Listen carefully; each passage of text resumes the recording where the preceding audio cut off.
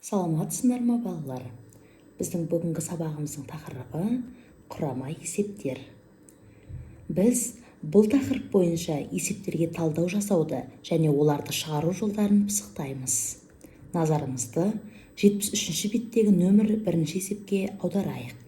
Есепті мұқият тыңдаймыз. Ғарышайлақта екі жаңа электр желісі жүргізілді. Бір желіге ұзындығы 48 километр, екіншісіне 2 есе кем сым жұмсалды. Егер 1 километр сымның массасы 159 килограмм болса, жұмсалған барлық сымның массасы қанша? Балалар, есеп не туралы? Электр желісіне жұмсалған сым туралы. Дұрыс айтасыңдар. Есептің шарты бойынша бізге не белгілі және не белгісіз? Олай болса, қысқаша шартын құрайық. Бізге бірінші желіге қанша сым жұмсалғаны белгілі, ал екінші желіге белгісіз. Алайда оған 2 есе кем сым жұмсалғаны айтылып тұр. Және 1 километр сымның массасы 159 килограмм екені белгілі. Бұл есепте барлық жұмсалған сымның массасын табу керек. Балалар, қарай қойыңдаршы, есепте неше сұрақ бар екен? 2 сұрақ, дұрыс-ақ. Егер есепте бірнеше сұрақ болатын болса, ол есеп бірнеше амалмен шығарылады және құрама есеп деп аталады. Сонымен, құрама есептер дегеніміз не? Екі немесе одан да көп амалдар арқылы шығарылатын есептерді құрама есептер дейміз. Құрама есепті шығару үшін оны жай есептерге жіктеу керек. Бірінші, есептің шығарылу жолын анықтайық. Алдымен екінші желіге жұмсалған сымның ұзындығын табамыз. Яғни 48-ді 2-ге бөлеміз. Сонда екінші желіге 24 километр сым жұмсалған екен. Енді екі желіге жұмсалған сымның ұзындығын табайық. Оны табу үшін бірінші желіге жұмсалған сымның ұзындығын екінші желіге жұмсалған сымның ұзындығына қосамыз. 48 мен 24-дің қосындысы болады 72 километр. Бұл екі желіге жұмсалған сымның ұзындығы. 1 километр сымның массасы 159 килограмм екені белгілі. Олай болса, барлық сымның массасын табу үшін 159-ды 72-ге көбейтеміз. Сонда бізде барлық жұмсалған сымның массасы шығады, яғни 11448 килограмм. Енді келесі есепті шығарып көрейік. Тағы да мұқият тыңдап аламыз. Зауыт жылына зымыран құрастыруға қажетті 16326 бөлшек дайындайды. Олардың 6-дан 1 бөлігі болаттан, 2725-і темірден, қалғаны алюминийден жасалды. Зауыт жылына неше алюминий бөлшек шығарады? Бұл есеп зымыран құрастыруға қажетті бөлшектер туралы. Зауыттың бір жылда 16326 бөлшек шығаратыны белгілі. Оның болаттан жасалғаны белгісіз.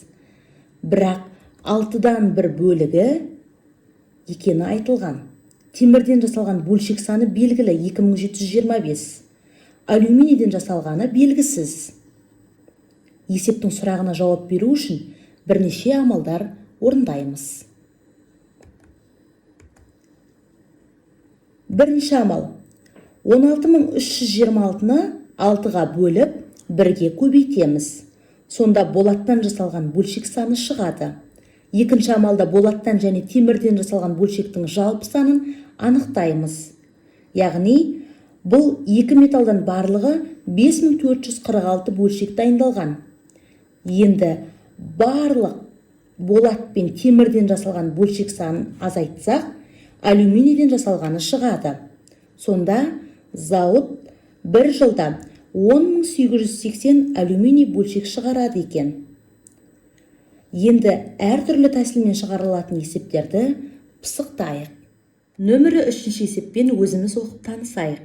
Есептің не туралы екені шарты бойынша белгілі. Белгісіз мәліметтерді анықтасақ, қысқаша шартын құрайық. Есеп үйірме туралы. Солай ма? Екі топтағы оқушылар саны белгілі. 45 және 27 оқушы екен. Әр қайсысына 4 метр сымнан берілгені белгілі. Бізден осы балалардың бұйым әзірлеу үшін жалпы қанша метр сым сатып алу керектігі сұралады. Есеп неше тәсілмен шығарылады? Олай болса, шығарып көрейік. Әуелі кіші және ересек топ оқушыларының санын қосып, қосындыны санға көбейте қоямыз. Бұл бірінші тәсіл. Ал екінші тәсілде әр топқа қанша метр сым қажет екенін анықтап, көбейтінділердің қосындысын табамыз. Жауабы барлығы 288 метр сым сатып алу керек. Жарайсыңдар, балалар. Балалар, математиканың тек сабақта ғана емес, күнделікті өмірде де қажет екенін білеміз. Солай ма? 6-шы есепті шығару үшін кестеге мұқият қарап отырып, сұрақтарға жауап берейік. Конструктор сатып алуға қанша теңге бөлінді? Дұрыс айтасыңдар, 60 000 теңге. Осы ақшаға қандай конструкторлар жинағын сатып алуға болады? Әртүрлі нұсқаларыңды қарастырып көріңдер. Өз нұсқаларымыз дайын болса, жауабын тексеріп көрейік. Бірінші нұсқа. 18230-дің 2-мен көбейтіндісіне 20670-ті қосамыз. Екінші нұсқа. 20670-дің 2-мен көбейтіндісіне 18230-ды қосамыз. Үшінші нұсқа. 18230 пен 27000-ның қосындысы. Төртінші нұсқа. 20670 пен 27000-ның қосындысы. Жарайсыңдар, балалар. Күнделікті өмірде әртүрлі тұрмысқа қажетті тауарларға жеңілдік болып жатады. Егер осы кестеде берілген жинақтарды жеңілдіктер кезінде сатып алатын болсақ, онда қанша ақша үнемделетінін есептеп көрейік. Қазір оларға бұрынғы бағаларына қарағанда 10-3 бөлігінде жеңілдік бар екен. Егер осы жеңілдікпен жинақтар сатып алатын болсақ, қанша қаржы үнемдейміз? Ойланамыз.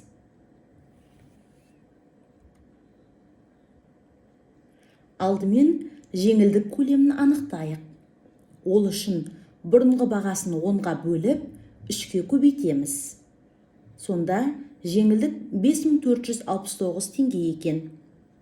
Шыққан нәтижені бұрынғы бағасынан азайта отырып, жаңа бағаны табамыз.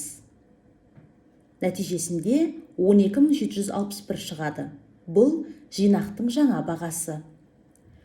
Осы есептеу тәсілін басшылыққа ала отырып, жеңілдікпен қанша қаржы үнемдеуге болатынын өз беттеріңше есептеп көріңдер. Егер осындай жеңілдіктер кезінде заттар сатып алатын болсақ, онда отбасы бюджетінің қаншалықты үнемделетінін білетін боламыз.